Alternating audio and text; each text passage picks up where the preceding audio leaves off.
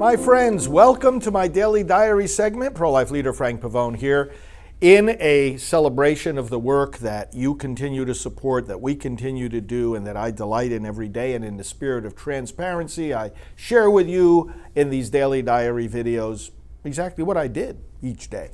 It's an important question for anyone that we support, for any leaders that are leading in any way. We ought to know, we deserve to know what they're doing. So what did I do on Friday, March 15th through Sunday, March 17th of 2024? Friday, I was here in my office, early day, starting out here in the studio with taping, a staff meeting at 8:30 as usual.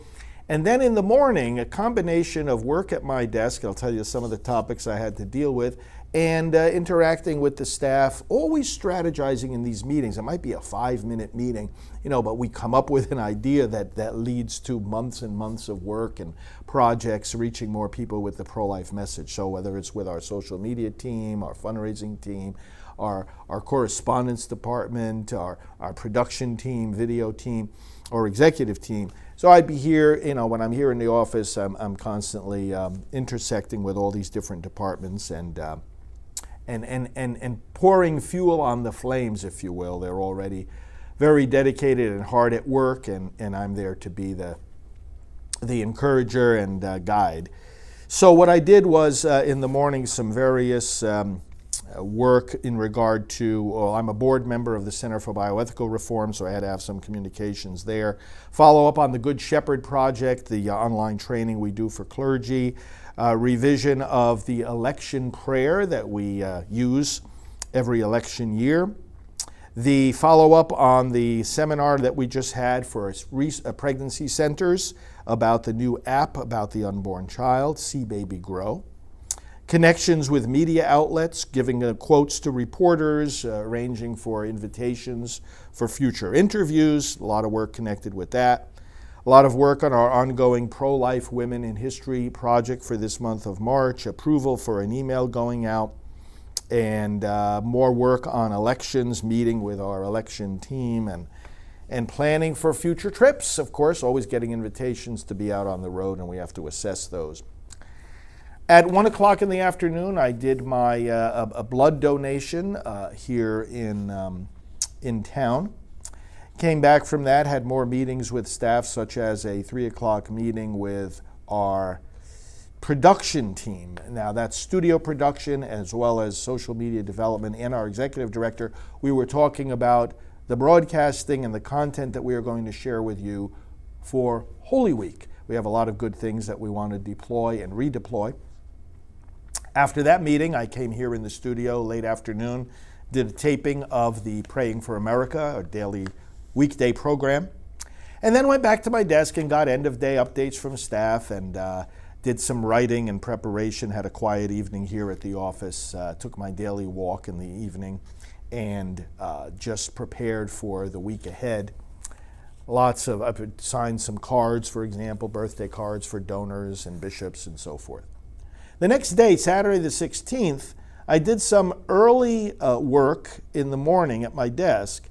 I had to deal with things like follow up to the seminar that we had for the pregnancy centers, follow up with Shari Richard of unborn.com, pioneer ultrasonographer for the pro-life movement. We're helping her in a number of ways. Media opportunities, engagements and invitations, placement of opinion pieces that we've written. We're getting the word out in so many different ways.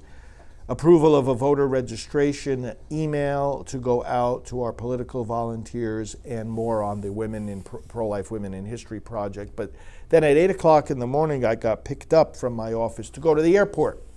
Went to the Orlando airport because I had to travel to Atlanta for the memorial service for Alveda King's mom, Naomi, who passed away the other day.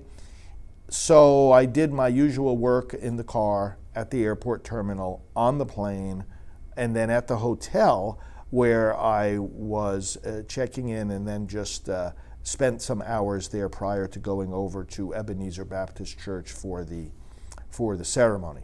Went over for the ceremony, of course, saw Alveda and so many of the other members of her family that I've come to know, and other leaders in the Black community, and spent time with them, led one of the prayers at the conclusion of the service, and it was very, very nice. It was right there at the very concluding part of it was right there by the reflecting pool where Martin Luther King Jr. and Coretta are buried, and we prayed right there in front of that pool.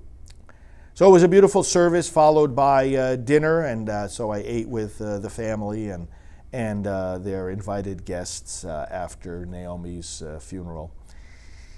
Went back to my hotel and then went to bed early in preparation for an early flight back on Sunday the 17th. I got picked up at about 4:30 in the morning and went to the airport, did some work at the airport, had to do some email communications in regard to future pro-life leaders meetings, some work with regard to data in our volunteer recruitment efforts. We have volunteers here at the main office, and also planning for future trips, some writing, some reading, did work at the airport, on the plane, on the car ride back to my office. And then once I got to my office, Sunday the 17th, well, of course, I settled in, checked out work that had to be prepared for staff for the week, because it's going to be another week of travel, so I had to prepare for that, pack up again for the next trip.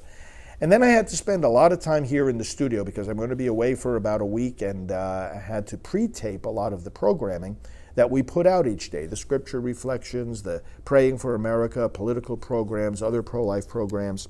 So I spent time in the studio both before and after lunch.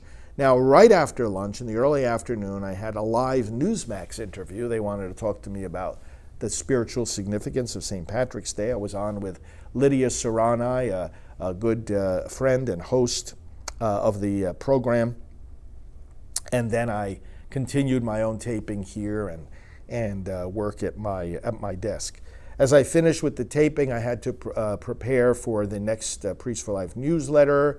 I had to also do some preparation of other articles and writings and work for the team, getting things ready for the week. So that brought me through the entire day. I did some preparation of birthday cards that we send out for donors, and also some trip plans. I had to get my trip planning all in order for upcoming trips. A lot of work in regard to that. And then I went to bed early. It brought me into the quiet work of the evening. It brought me to the point of concluding the day and going to bed early. So those were the days, the 15th to 17th of March, 2024. Hope your days are going well. Be strong in the battle for life. We're here to assist you with that, and we will talk to you soon.